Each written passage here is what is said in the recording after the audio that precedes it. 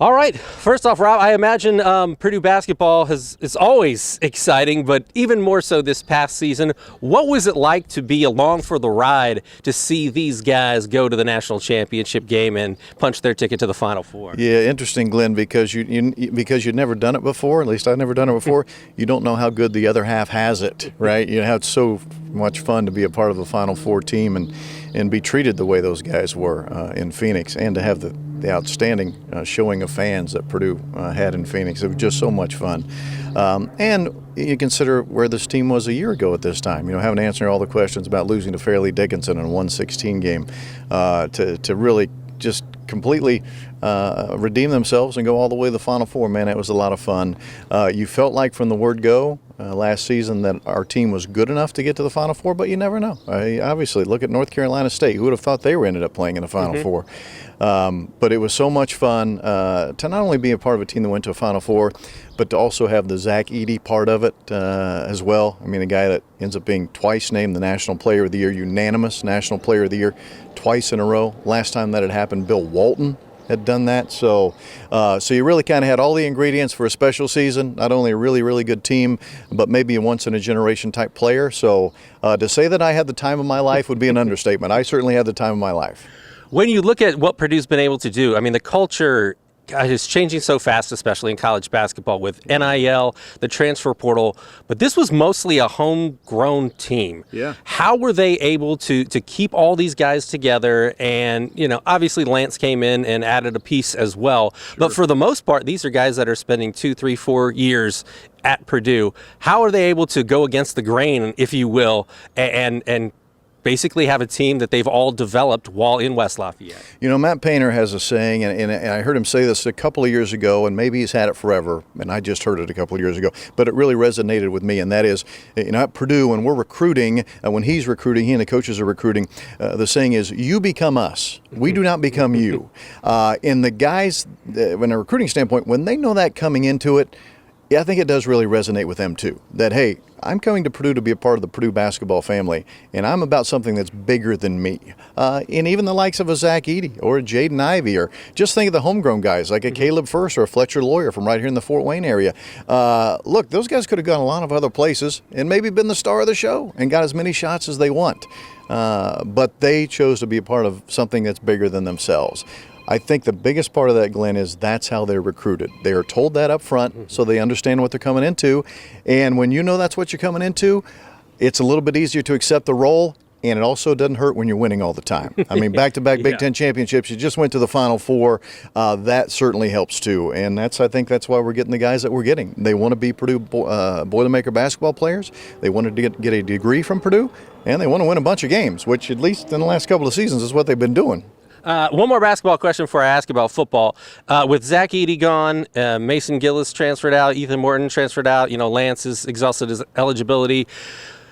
Fletcher, Caleb, a number of Braden, even a number Trey, they're going to have to step up their game to fill those holes that we're going to be missing next season. So how do they do that? And even with a vaunted freshman class coming in, how do they take that next step or keep that level of excellence at the same level when they have so many people to replace in that regard? Yeah, the good thing about the guys you just mentioned is if they did nothing else than play at roughly the same level they played at last year, Purdue's still going to be really good. Yeah. I mean, Braden Smith was obviously first-team all-conference. Fletcher Lawyer, as Matt Painter would tell you, he would be first-team all-conference if we just ran more plays for him. We didn't run a lot of plays for him because we had this guy named Zach Edey that we like to throw the ball to. That will change this year. Fletcher will get a lot more plays run for him. You think about the sophomore class in Camden Heide and Miles Colvin. They're going to be much improved because of the opportunities they had last year as a freshman, especially in the NCAA tournament. So if all those guys, if they just stayed status quo, this team's still going to be really good. I don't think they're going to stay status quo, though. When we think about guys who might make the biggest jump, I think Trey Kaufman-Renn will be that guy. Yeah. For all the great things that Zach Edey did, and he did a lot of great things, the one thing he probably did that affected Trey Kaufman-Renn the most is Zach was always in the way, unfortunately. When Trey got the ball in the low post, not only did he have to beat his guy, then he had to beat Zach's guy because big old Zach's in there taking up space in the middle of the paint. That won't be a concern for Trey this year. So he would be the one guy I think that steps it up to a new level. But again, the way those guys played last year was good enough to get you to a Final Four. if they're even anywhere close to what the level they played at last season, what Purdue's probably going to be pretty good again. Ryan Walters' first season last year, going into year 2, what can we expect, and what has he done in your eyes watching this to kind of put his stamp on the team and stamp on the program going forward? Well, recruiting is really on an uptick, and a big uptick. If you believe the folks that cover this kind of stuff, transfer portal recruiting, Purdue is 10th best in the country. That's just the transfer portal guys. High school recruits, Purdue's 30th best in the country with their incoming class, which I don't know the last time Purdue football was in the top 50, quite frankly, in high school football recruiting, so to be in the top 30. So they have really picked it up on the recruiting end, both transfer portal guys and high school football players. It's going to be another step in the right direction, I think, this year from Ryan Walters.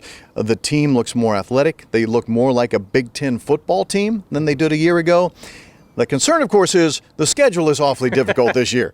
You have Notre Dame and Oregon and Ohio State, who are all going to be preseason top 10 on your schedule. And, oh, by the way, you still have to go to Wisconsin and play Penn State and go out to Oregon State. So it may be one of those deals where the team is much improved athletically and football talent-wise, but maybe it's not reflected in the record only because the schedule is going to be so awfully difficult.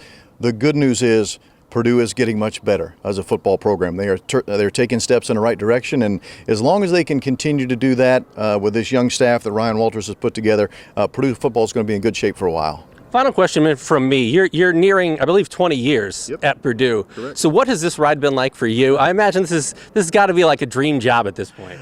So my first year, this will be my 20th year with Purdue basketball on the broadcast team. My first year, we went 9-19. Yes. So to go from literally last, from worst to first, I guess is the best way to put it.